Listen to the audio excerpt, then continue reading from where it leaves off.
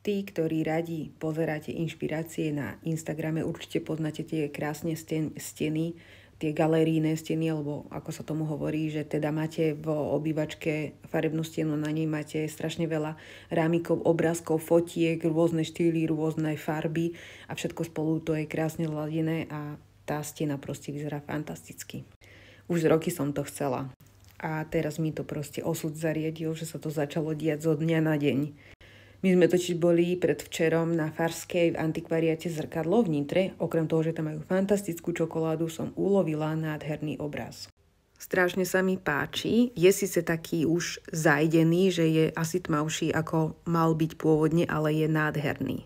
No a včera sme k nemu začali dorábať ostatné kúsky. Dámu s hranostajom som dostala minulý rok od manžela na meniny. Ten vrchný obraz, ten už mám 30 rokov, som mala voľa kedy v detskej izbe. Toto som včera vytlačila na starú stránku z časopisu. Podľa mňa to vyzerá perfektne. No a toto ešte manžel včera vyrobil paspartu a vložili sme tam obrázok z knihy. No a podľa mňa sa to sem krásne hodí a ešte je tam priestor na ďalšie. Ešte by som dala niečo oválne, no myslím, že to bude nádherné. Čo poviete?